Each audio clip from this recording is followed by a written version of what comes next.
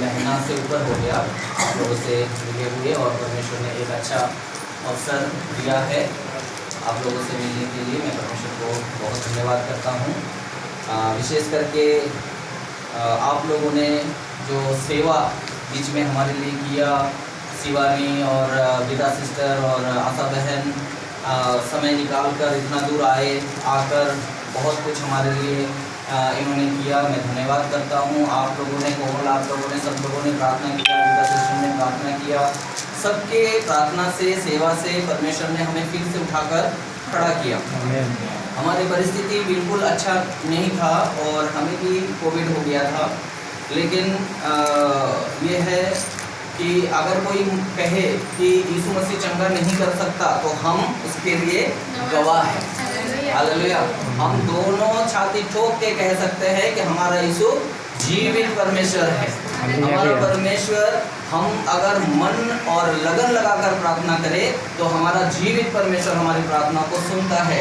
ना बल से, ना शक्ति से, यीशु मसीह से सब कुछ हो जाता है। हालेलुया। इसका हम गवाह है। हम खड़े होकर लोगों को बोल सकते हैं, क्योंकि उस परिस्थिति से परमेश्वर ने हमें निकाला है। क्योंकि परमेश्वर ऐसे परिस्थिति में हमें क्यों डालता है? क्योंकि हम ऐसे जनों के लिए गवाह बन जाएं। हालेलुया। तो मैं परमेश्वर को बहुत धन्यवाद करता हूँ कि हमें ऐसे एक परिस्थिति से निकाल कर एक नया अनुभव के द्वारा परमेश्वर ने दोबारा हमें खड़ा किया। ये परमेश्वर का बड़ा अनुग्रह है। मैं परमेश्वर का धन्यवाद करता हूँ। आइए इस समय हम परमेश्वर की वचन की ओर थोड़ा सा मनन करने जा रहे हैं। लूका रचित सुसमाचार इसका 6 अध्याय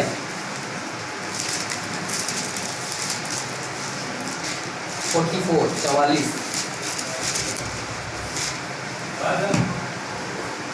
हर एक पेड़ अपने फल से पहचाना जाता है। बस इतना ही। लूका 6:44 मिल गया ना सबको? ठीक है, प्रार्थना करें। मेरे पिता परमेश्वर, तेरा हम धन्यवाद करते हैं आज के दिन आपने जो वचन स्मरण कराया है। प्रभु, मैं आपको धन्यवाद करता हूँ। इन वचन के द्वारा आप हम सब से बातें करें। आशीष और अनुग्रह करते हुए तेरे हाथ में समर्पित करता हूँ। ये प्रार्थना प्रभु यीशु मसीह के नाम से मांगते हैं, आमीन। हालेलुया। हालेलुया। लिखा है, हर एक पेड़ उनके फलों से पहचाना जाता है ना।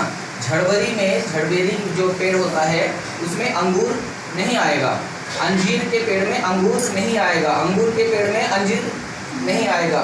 हम फल को देख के पेड़ पहचान लेते हैं। हर एक पेड़ उनके फलों से पहचाना जाता है। अगर हम आम के पेड़ को देखें तो आम का पेड़ बोलेंगे, मतलब फल का नाम पहले लेंगे, है ना। उसके बाद हम बोलेंगे इसका पेड़ है। तो यहाँ पर और एक जगह पर लिखा है, जो पेड़ फल नहीं लाता उसको क्या किया जाएगा? काट दिया नहीं, जो पेड़ फल नहीं लाता वो काट दिया जाएगा और आग में झोंका जाएगा। यीशु मसीह ने यूहन्ना रचित सुसमाचार उसका 15 अध्याय का पहला वचन में बोला है, मैं दाखलता हूँ, तुम मेरे डालियाँ हो। उसको उस वचन को निकाल के जल्दी से पढ़ो। यूहन्ना 15 अध्याय शुरू से। सच्ची दाखलता मैं हूँ और मेरा पिता किसान है। जो डाली मुझमें है और नहीं फलती उसे मैं काट डालता है और जो फलती है उसे वह छांटता है। हाँ, यहाँ पर लिखा है, सच्ची दाखलता मैं हूँ, मेरा पिता किसान है और जो मेरे साथ लगे रहेगा वो फल लाएगा। यहाँ लिखा है, जो मेरे, आप दोबारा उस वचन को पढ़ो, जो मुझ में बना रहता है और फल नहीं लाता। जो डाली मुझ में है और नहीं फलती। हाँ, ध्यान से इस वचन को पढ़ना है। जो डाली मुझ में है, मतलब क्या है? प्रभु में है। वो चर्च में आते हैं, वो गीत भी गाते हैं और वो संगति भी करते हैं, ऑनलाइन भी जुड़ते हैं, लेकिन फल नहीं लाते। वचन में लिखा है वो मुझ में तो है। आप कहीं भी जाकर उनको पूछोगे यीशु मसीह को जानते हो? हाँ, हम तो चर्च में जाते हैं बोलेंगे। हालेलुया। यीशु मसीह ने तुम्हारे लिए क्या किया? यीशु मसीह ने कलवरी में हमारे लिए लहू बहाया बोलेंगे। यीशु मसीह को तुमने हमने कैसे ग्रहण किया? हमारे पास्टर जी ने बोला, हमने ग्रहण कर लिया। हालेलुया। लेकिन फल नहीं लाता है। बाइबल अच्छी तरह से जानते हैं, चर्च में आते हैं, बाइबल के विषय में कुछ भी पूछो जवाब दे देंगे, लेकिन फल नहीं लाते। तो ऐसे डाली के साथ क्या किया जाएगा? काट दिया जाएगा। हालेलुया। ऐसे डाली को काट दिया, काटने के बाद दोबारा जोड़ा नहीं जाएगा, वो काट दिया जाएगा। लेकिन जो फल लाते हैं, प्रभु में हैं, दाखलता के साथ जुड़े हुए हैं और फल भी लाते हैं, उनको क्या किया जाएगा? उनको छांटा जाएगा। छांटने से फल और अधिक, काटने से क्या है, दोबारा कभी जोड़ नहीं सकते। लेकिन छांटने से आगे फल, दोनों में दुख है, काटने में भी दुख है, छांटने में भी दुख है। काटने में ऐसा दुख है कि दोबारा जोड़ नहीं पाएगा, लेकिन छांटने से दुख है लेकिन और अधिक हालेलुया। परमेश्वर हमारे साथ भी वही किया है ना, जो फल लाएगा उनको छांटा जाएगा, और जो मुझ में है और फल नहीं लाएगा उनको तो काट ही दिया जाएगा। हालेलुया। जो पेड़ फल नहीं लाता है उसको काटा जाएगा। वचन कहता है तो पेड़ फलों से पहचाना जाता है। और एक जगह पे लिखा हुआ है, यीशु मसीह एक अंजीर के पेड़ के पास गया। आप उस वचन को भी निकाल के पढ़ लेना, लूका उसका 13 अध्याय।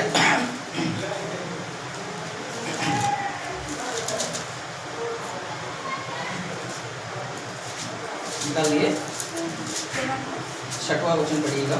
फिर उसने यह दृष्टांत भी कहा कि किसी की अंगूर की बारी में एक अंजीर का पेड़ लगा हुआ था। बस किसी की अंगूर की बारी में एक अंजीर की, आप सोच के देखो, किसी ने अंगूर का बारी लगाया है और वो नहीं चाहेगा कि मेरे अंगूर की बारी में दूसरा कोई पेड़, क्या जरूरत है, मेरा अंगूर की बारी है, उसके बीच में दूसरा पेड़ की क्या जरूरत है। लेकिन वहां पर बीच में एक अंजीर का पेड़ भी उगाया। तो किसान ने, जो मालिक है, उसने क्या सोचा कि काट दूं। आप आगे पढ़ो। वह उसमें फल ढूंढने आया परंतु न पाया। हाँ देखो, वो अंजीर के पेड़ को जब उसने देखा तो उसने सोचा छोड़ देते हैं, है ना। अंगूर के बगीचे के बीच में वो एक बेकार चीज है, उनको जरूरत ही नहीं है। लेकिन फिर भी मालिक ने बोला कि कोई बात नहीं, इसको बढ़ने दो। उसको बढ़ने तक इंतजार किया। क्यों? कि जब बढ़ेगा कुछ ना कुछ तो फल मिलेगा। बढ़ने तक वो मालिक ने इंतजार किया। उसी प्रकार परमेश्वर हमें चर्च में जुड़ा कर रखेगा, अंत तक जुड़ा कर रखेगा। और पूरी हम जब तक चर्च चलाते रहेंगे तब तक परमेश्वर हर एक को हमारे साथ जोड़ के रखेगा। लेकिन जब प्रभु देखेगा कि अब देखो इसमें फल दिखता है कि नहीं, जब मालिक वहां पर आए और फल देखने आया तो क्या हुआ? पढ़ना। तब उसने बारी के रखवाले से कहा, नहीं, जब फल ढूंढने आया तब परंतु नहीं पाया। फल का टाइम हो गया है और मालिक आया फल देखने, लेकिन फल मिला नहीं। तब क्या हुआ? इसे काट डाला। तब उसने बारी के रखवाले से कहा, देख 3 वर्ष से मैं इस अंजीर के पेड़ में फल ढूंढने आता। ये पहली बार नहीं है, 3 साल लगातार आया। इसमें फल कुछ ना कुछ, अंजीर का छोटा एक फल भी मिल जाए, लेकिन उसमें फल नहीं मिला। तब कहते, इस अंजीर के पेड़ में फल ढूंढते आता हूँ परंतु नहीं पाता, इसे काट डाल। ये भूमि को क्यों रोके रहे? उसका जो विचार है सही है कि गलत है? आप बताओ। सही है, विचार बिल्कुल सही है। 3 साल से देख रहा हूँ, फल नहीं आ रहा है, जगह को घेर के रखा है, उसको काट के मिट्टी को खोद के इसमें 2-4 अंगूर और बो देंगे तो हमें फायदा होगा। किसान का जो है, मालिक का जो सोच है वो बुरा नहीं है, बिल्कुल सही सोच है। लेकिन किसान जो है उसने क्या कहा? उसने उनको उत्तर दिया कि हे स्वामी, इसे इस वर्ष को और रहने दें कि मैं इसके चारों ओर खोद कर खाद डालूं, सो आगे को फले तो भला, नहीं तो उसे काट डालना। किसान ने क्या बोला? इसको और 1 साल, 4था साल भी रहने दो, अब मैं इसमें और मेहनत करूंगा। इसके चारों ओर खोदूंगा, इसमें खाद डालूंगा, इसकी सेवा करूंगा, ये इनको जो भी चाहिए वो मैं पूरा इसको करता रहूंगा, लेकिन अगले साल अगर फल नहीं लाता है तो वो काट देना, लेकिन 1 साल और हालेलुया। ये जो 3 साल है ना, ये 3 साल प्रभु के कार्यों को बताता है। प्रभु ने आज, कल और युगानुयुग एक साथ, तो प्रभु हमारे जीवन में हमेशा फल ढूंढने आता है, और नहीं अगर पाएगा हमारे ऊपर तरस खाकर यीशु मसीह को बोलते काट डालो, लेकिन यीशु बार बार क्यों, यीशु ने लहू बहाया है ना, यीशु ने हमारे लिए कुर्बानी दिया है, बलिदान दिया है, इसलिए यीशु क्या करता है, हमारे लिए आज भी प्रार्थना करता है और कहता है इस साल और अगले साल फलेगा। हालेलुया। ये प्रभु का एक आशा है हमारे ऊपर। तो मैं कहना चाहता हूँ ये फल है क्या, जो फल प्रभु ढूंढने आ रहा है, नहीं पा रहा है, ये फल है क्या चीज? हालेलुया। मैं एक बात आप लोगों को बताऊं, पहला कुरिन्थियों उसका 12 अध्याय मेरे ख्याल से 8वां वचन से ना, बाइबल में 9 वरदान, पवित्र आत्मा के 9 वरदानों के बारे में लिखा हुआ है, आप उसको अगर पढ़ सकते हो। पहला कुरिन्थियों 12 अध्याय 8 से मैं पढ़ देता हूँ। क्योंकि एक को आत्मा के द्वारा बुद्धि की बातें दी जाती है और दूसरे को उसी आत्मा के द्वारा ज्ञान की बातें, किसी को उसी आत्मा के द्वारा विश्वास, किसी को उसी आत्मा के द्वारा चंगा करने का वरदान, किसी को सामर्थ के काम करने की शक्ति, किसी को भविष्यवाणी की, किसी को आत्माओं की परख, और किसी को अनेक प्रकार की भाषा, और किसी को भाषाओं का अर्थ बोलना। ये सारे पवित्र आत्मा का वरदान है। बुद्धि का वरदान, ज्ञान का वरदान, विश्वास का वरदान, अन्य भाषा का वरदान, उसका अर्थ बोलने का वरदान, चंगा करने का वरदान, भविष्यवाणी का वरदान, ये सब क्या है, पवित्र आत्मा के अंदर है ना। हम अन्य भाषा बोलते हैं मतलब पवित्र आत्मा हमारे अंदर है। हालेलुया। और पवित्र आत्मा के अंदर वरदान है, और हम कौन नहीं चाहते हैं कि मेरे द्वारा चंगा ना हो? सब चाहते हैं। हम में से कौन नहीं चाहते हैं कि मैं भविष्यवाणी करूं? हम में से कौन नहीं चाहता है कि मैं अन्य भाषा में बोलूं? हम में से कौन नहीं चाहता है कि हम अन्य भाषा का अर्थ भी बता दूं? हम सब चाहते हैं। पवित्र आत्मा का वरदान हम सब ढूंढ रहे हैं कि प्रभु किसी तरह से एक वरदान मिले, चंगाई मिले, विश्वास का मिल जाए, आत्माओं को परखने का वरदान मिल जाए। हालेलुया। लेकिन ये आत्मा का वरदान कब प्रकट होगा? जब आत्मा का फल दिखेगा हमारे अंदर। पहले आत्मा का फल दिखना चाहिए। आत्मा का फल नहीं दिखता है और हम आत्मा का वरदान ढूंढ रहे हैं। हालेलुया। आत्मा का फल क्या है पता है? गलातियों 5:22 में लिखा हुआ है। 9 प्रकार का फल है। 5:22। हाँ, जिसको मैं आत्मा का फल, पर आत्मा का फल गिन लेना, एक एक करके गिन लेना। पर आत्मा का फल प्रेम 1 नंबर, आनंद 2, मेल 3, धीरज 4, कृपा 5, भलाई 6, विश्वास 7, नम्रता 8 और संयम है। और 9। हालेलुया। हालेलुया। प्रेम, आनंद, कृपा, भलाई, सच्चाई और नम्रता, दीनता, संयम, विश्वास, ये सारे 9 क्या है? आत्मा का फल है। हालेलुया। हमारे अंदर आत्मा का फल दिखता नहीं है, लेकिन हम चाहते हैं आत्मा का वरदान दिखे। हमारे अंदर आत्मा के द्वारा प्रेम नहीं है, हम एक दूसरे से प्रेम नहीं कर सकते हैं, एक दूसरे से जलन करेंगे। हालेलुया। लेकिन चाहते हैं चंगाई हो। हमारे अंदर संयम नहीं है, हमारे अंदर धीरज नहीं है, हमारे अंदर नम्रता नहीं है, हमारे अंदर प्रभु की आनंद नहीं है, हमारे अंदर वो पेशेंस नहीं है, लेकिन हम चाहते हैं बड़े बड़े काम प्रभु यीशु मसीह के नाम से हो जाए। एक बार यीशु मसीह के नाम से बोल दूं और हो जाएगा। हालेलुया। लेकिन यीशु ने ये वरदान किन के लिए रखा है? हम और आपके लिए ना, विश्वासियों के लिए रखा है। ये सब फ्री में है, इसके लिए आपको कुछ नहीं करना है, ये सब फ्री में मिलेगा। लेकिन प्रभु चाहता है वरदान प्रकट होने से पहले फल प्रकट हो, फल तो दिखे। हालेलुया। हम वरदान ही ढूंढते रहेंगे और हमारे अंदर कुछ फल नहीं है, तो प्रभु कहेगा मैं फल ढूंढने आया, फल नहीं मिला, इसको क्या करो? हालेलुया। हम वरदान करते करते ही नष्ट हो जाएंगे। हालेलुया। तो हमें क्या करना है? पेड़ उनके फलों से, हम भी अपने फलों से जानेंगे, है ना? हम भी अपने फलों से, हम आस पड़ोस के लोगों के बीच में अपने फलों से ही पहचाने जाएंगे। और हमारे अंदर कौन सा फल होना चाहिए? पवित्र आत्मा के 9 फल होना चाहिए। याद कर लीजिएगा, गलातियों 5:22, पवित्र आत्मा का 9 फल। ये पवित्र आत्मा का 9 फल जिस दिन हमारे अंदर से प्रकट होगा, किसी ने मुझे चिढ़ाया, मैं चुपचाप घर में आकर उनके लिए प्रार्थना किया, ये पवित्र आत्मा का फल है ना? किसी ने मुझे बहुत गुस्सा दिलाया, मैं मन ही मन बोला प्रभु इसको क्षमा कर दे, ये पवित्र आत्मा का फल है ना? यहाँ तो दूसरों की बात तो छोड़िए, घर घर में भाई बहन में भी लड़ाई हो जाए ना, तो हफ्तों तक चलते रहता है। एक दूसरे को क्षमा भी नहीं कर सकते हैं, लेकिन वो चाहते हैं चंगाई हो जाए। सपना देखते हैं, आपके बेटा सपना देखा, चंगाई हो जाए, लेकिन आत्मा का फल भी तो दिखना चाहिए। हालेलुया। आत्मा का फल के लिए आप सब प्रार्थना करें, वरदान अपने आप प्रकट होगा। मैं आपको कह रहा हूँ, जब भी प्रार्थना करने बैठे, गलातियों 5:22 को याद करें, प्रभु मेरे अंदर आत्मा का फल दिखा। लोग मेरे पास आएंगे, सताएंगे, कष्ट देंगे, परेशानी करेंगे, मुझे इतना जलजलाहट पैदा कर देंगे, लेकिन मेरे अंदर आत्मा का फल दिखना चाहिए, क्योंकि मैं चाहता हूँ वरदान प्रकट हो। हालेलुया। अगर आप चाहते हैं वरदान प्रकट हो, तो आप प्रार्थना करो, प्रभु मेरे अंदर फल को लेके आ। हालेलुया। नहीं तो वरदान के लिए हम प्रार्थना करते रहेंगे, फल नहीं है, तो हम नष्ट की ओर जा रहे हैं।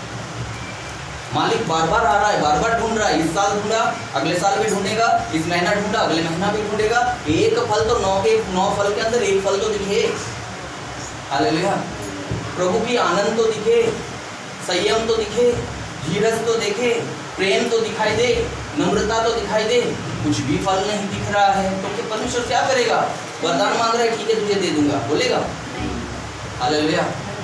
समझ लीजिएगा, परमेश्वर कहता है पेड़ फलों से पहचाना जाता है। जो पेड़ फल नहीं लाएगा वो काटा और आग में झोंक दिया जाएगा। बाकी हम कितना प्रार्थना करते रहे, फल नहीं है तो काटा और आग में झोंका जाएगा। स्पष्ट बात है, परमेश्वर ने कोई बात को छिपा कर नहीं रखा है। अंत के टाइम में क्या क्या होगा प्रभु ने छिपा के रखा है। प्रभु ने आपको बोला है बाइबल के द्वारा कि मैं तुझे इस संसार में बहुत सारे आशीष दे दूंगा, कष्ट नहीं आएगा, प्रभु ने बोला है। स्पष्ट बात है ना। उसी प्रकार प्रभु ने कहा है तो और कितना प्रार्थना कर रहा है, वरदान प्रकट हो, ये हो, दुनिया में एकदम कोरोना गायब हो जाए, सब कुछ हो जाए, लेकिन तेरे अंदर अगर फल नहीं है तो मैं तुझे काट डालूंगा। हालेलुया। दुनिया को जो करना है मैं तो करूंगा, लेकिन फल तेरे अंदर होना पड़ेगा। परमेश्वर ने कहा भी कि पवित्र आत्मा से भर जाओ, मगर काम हमें करना है वो। बिल्कुल, हमारी तरफ का एक कुछ काम है ना। परमेश्वर कौन सा काम करता है जो हमसे नहीं होगा, है ना। लाजर को प्रभु ने जिंदा किया। लाजर कितना दिन से कब्र में था? 4 दिन से कब्र में था, सड़ गया था, बदबू आ रहा था।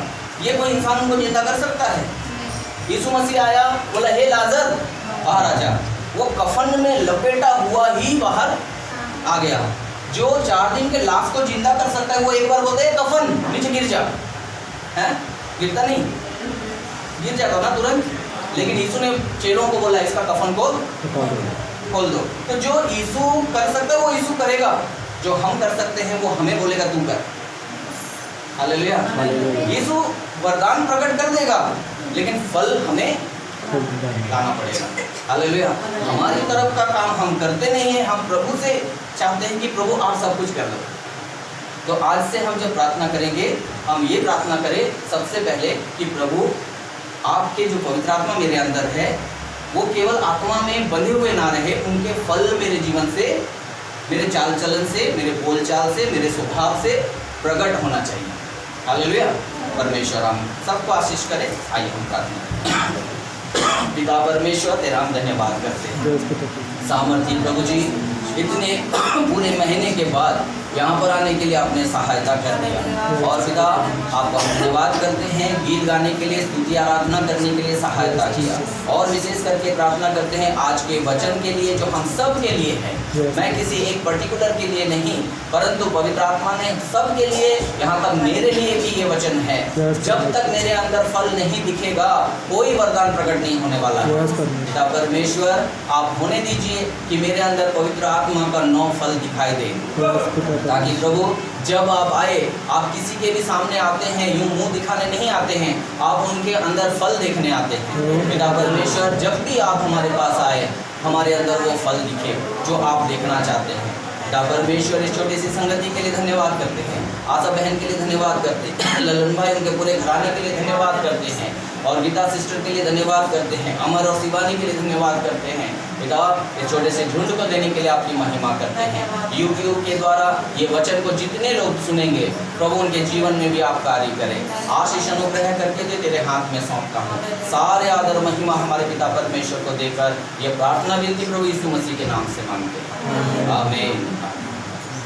प्रभु यीशु मसीह के नाम में आप सबको जय जय।